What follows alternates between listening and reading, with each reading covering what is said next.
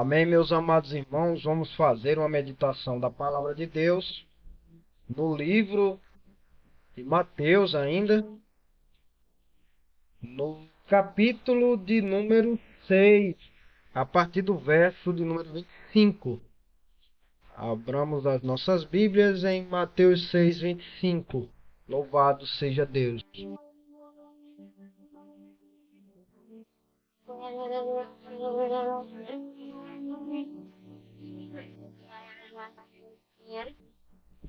Aleluia. Mateus 6, 25. O Senhor Jesus, ele nos diz assim, no Sermão da Montanha, onde ele pregava para uma multidão, ele nos diz assim: Por isso vos digo, não andeis cuidadosos quanto à vossa vida, pelo que haveis de comer, ou pelo que haveis de beber, nem quanto ao vosso corpo, pelo que haveis de vestir. Não é a vida mais do que o mantimento, e o corpo mais do que o vestido? Olhai para as aves do céu, que nem semeiam, nem cegam, nem ajuntam em celeiros, e vosso Pai Celestial as alimenta. Não tendes vós muito mais valor do que elas? E qual de vós poderá, com todos os seus cuidados, acrescentar um côvado à sua estatura? E quanto ao vestido, por que andais solícitos? Olhai para os lírios do campo, e como eles crescem. Não trabalham e nem fiam. E eu vos digo que nem mesmo Salomão, em toda a sua glória, se vestiu como qualquer deles. Pois se Deus assim veste a erva do campo, que hoje existe e amanhã é lançada no forno, não vos vestirá muito mais a vós, homem de pouca fé. Não andeis, pois, inquietos, dizendo: o que comeremos, ou o que beberemos, ou com que nos vestiremos? Porque todas essas coisas os gentios procuram. De certo, vosso Pai Celestial, bem sabeis que necessitais de todas essas coisas. Mas buscai primeiro o reino de Deus e a sua justiça, e todas estas coisas vos serão acrescentadas. Amém. Louvado seja Deus. Esse texto aqui é um texto bem atual. Atual e iminente. Esse texto aqui é um texto que nos retrata a solicitude pelas dificuldades da vida. E com essa pandemia que assolou o mundo, com essa pandemia que assolou a saúde do mundo e que agora está assolando a economia mundial, a economia da nação, esse texto se torna muito mais atual. A cada dia que você sai de casa para ir até o supermercado, ou a venda da esquina, ou na banquinha de verduras, o preço sempre está mais alto do que ontem, está maior, está crescendo. O combustível não para de subir, o gás de cozinha não para de subir, e o salário continua estacionado. E nós nos pegamos parados pensando: meu Senhor, quando é que isso vai parar? Como é que vai ser daqui para frente? Será que eu vou ter condições de alimentar meus filhos? Será que eu vou ter condições de colocar combustível no meu veículo? Quando será que eu vou ter condições de comprar uma roupa nova porque está tão caro?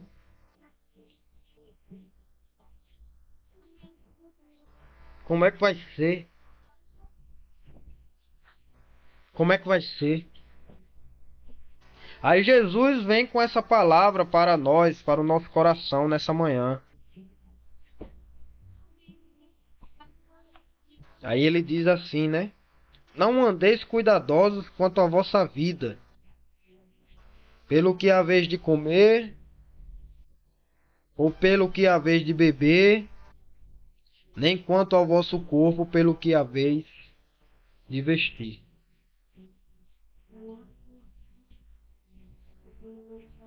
Aí ele fala, né, sobre a criação e ele nos mostra que toda a criação dele, por menor que seja, aí ele fala dos lírios do campo, aí ele fala das aves do céu, toda a criação dele, por menor que seja, ele não deixa abandonada. Ele não abandona. Ele cuida.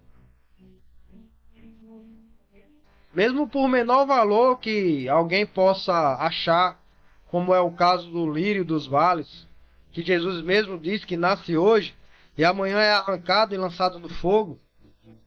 Mas nem por isso o Senhor deixa de cuidar dele, deixa de vesti-lo bem, deixa de fazer dele uma planta bonita, vistosa. As aves do céu não ficam sem alimento. Quantas vezes a gente vê um pássaro que morreu porque não tinha alimento para ele, morreu de fome, né? Difícil, né? Talvez se ele viver dentro de uma gaiola e o dono dele esquecer de alimentá-lo, mas as aves que vivem na natureza morrer de fome, ele tem cuidado de nós, né, irmão Manel? De cada um de nós ele tem cuidado. E se existe ainda aquele cristão que esteja preocupado com o dia de amanhã, Jesus falou, basta cada dia o seu mal, né? Cuida do hoje, né? O dia de amanhã cuidará de si mesmo. Aí ele nos dá a receita. Jesus nos dá a receita. Se você ainda está preocupado, aí Jesus nos dá a receita.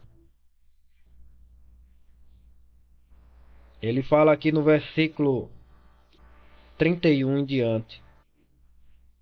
Não andeis inquietos, dizendo o que comeremos, o que beberemos, ou com o que nos vestiremos, porque todas essas coisas os gentios procuram.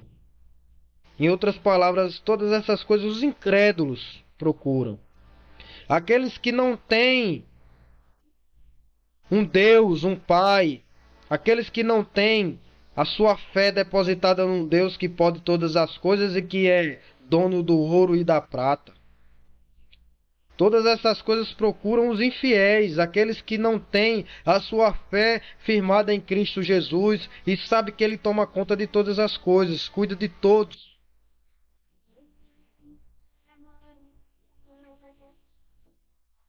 De certo, vosso Pai Celestial sabe do que necessitais. Aí no versículo 33, Jesus diz: buscai primeiro o reino de Deus e a sua justiça, e todas essas coisas vos serão acrescentadas. Mas que todas essas coisas são essas, irmão David? Porque eu já ouvi alguém pregar: buscai o reino de Deus e a sua justiça, e todas as coisas vos serão acrescentadas. Todas as coisas é muita coisa, irmão. Ou também já ouvi de alguém: buscai primeiro o reino de Deus e a sua justiça, e as demais coisas vos serão acrescentadas. E todas as outras coisas vos serão acrescentadas.